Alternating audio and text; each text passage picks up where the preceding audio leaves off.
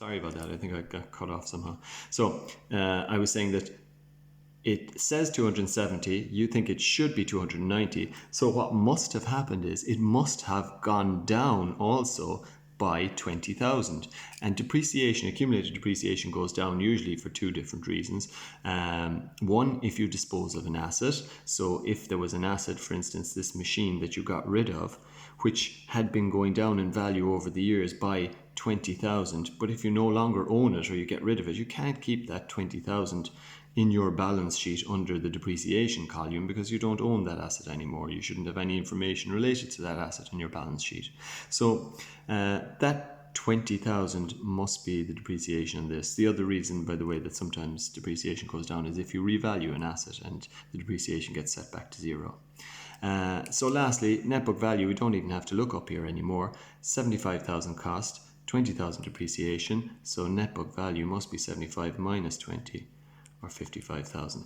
That is the net book value of the asset that you got rid of.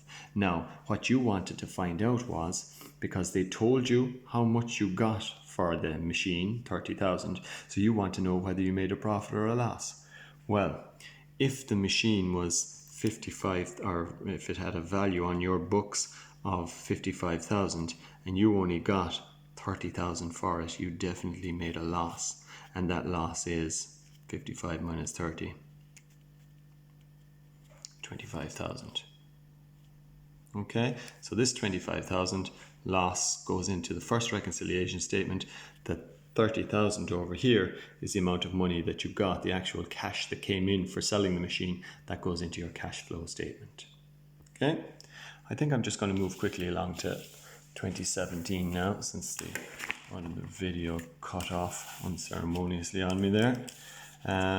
So I'm just going to start again with the cost, depreciation, net book value. Okay, and the 2 years in question this time are 2015 and 2016. 2015, 2016, and then I'll call this disposal, the asset that you got rid of. Okay, and let's just look at the information here again. So very briefly, it's new buildings were purchased during the year for 200,000. Buildings were sold during the year at a loss. So they give you the loss, but they don't tell you how much you sold them for, how much cash actually came in when you sold the buildings. Okay, so it's buildings we're dealing with in this case. So in this case, we forget about the machinery side of things and just look at the land and buildings. And again, I'm going to start with the earlier year, 2015, and it's 635, 60, and 575 are our cost, depreciation, net book value. So I'm just going to write them down there. 635, 60,000. And 575. And on the other side, we have for 2016, 720, 75, and 645. So 720, 75,000, and 645,000. Okay, same as last time. And so now what we want to do is work out the cost, what we bought that building that we got rid of, what we paid for it first day, the amount of depreciation we've written off on that building up until the point that we sold it, and the value that we recorded on our books as having. Okay, so let's look at the information again. It says new buildings were purchased during the year. So this is a little extra to the last one because there were no purchases of machinery. There was just a disposal of machinery. In this case, there's purchases and a disposal. Buildings were sold during the year at a loss. So let's look at this. New buildings were purchased during the year for 200,000. Last time, if we wanted to know the cost of the item that we got rid of, we just subtracted one from the other. But this time, it's a little different. In 2015, we had buildings which had a cost of 65,000. But because it said to us that we purchased during 2016 buildings which cost 200,000, then we would expect, if we hadn't disposed of any buildings, that our new cost in 2016 should have been 835,000. So we started with 635, we bought new buildings, 200,000, so our new cost should have been 835.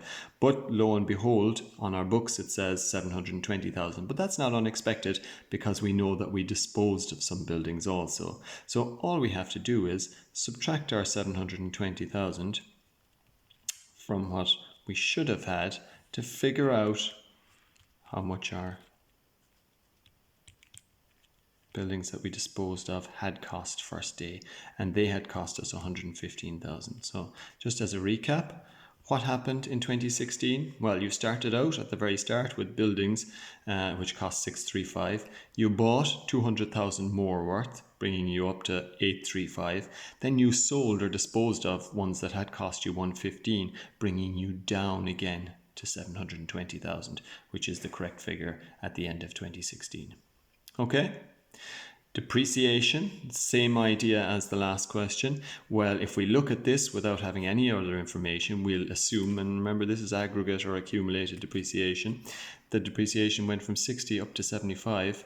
So it means the depreciation during 2016 must have been, just looking at this, 15,000. However, if we go and we look at this number 3 here, it says depreciation charge for the year on buildings was 42,000. So what must have happened is it must have gone up and then down again, just like the last question. So it started at 60. Depreciation for 2016 was 42,000. So we've got to add that on, 102,000. But 102 is not what it says up here. It says 75. So obviously, if it went down to 75, it must have gone down by, if we subtract the 75 here, 27,000. So it went up by 42, but down by 27. And that 27,000 must represent the depreciation on the building that you got rid of. Okay? And if that's the depreciation, well, 115 minus 27 gives you the net book value. What is that now? 88? 88,000 must be the net book value of the building you got rid of. Now, if they told you that buildings were sold at a loss of 15,000, well, that means that if they were valued on your books at 88,000 and you sold them at a loss, it means you sold them for less than 88,000. And if it was a loss of 15,000, it means you sold them for 88 minus 15,000. You must have sold those buildings for 73,000 euros. So again, just to be clear, that amount that you sold the buildings for, that's the money you got for selling them, that cash you got in goes into the cash flow statement. And the information they gave you here, a loss of 15,000, that just goes directly into the first reconciliation statement without having to do any calculations for it. Okay.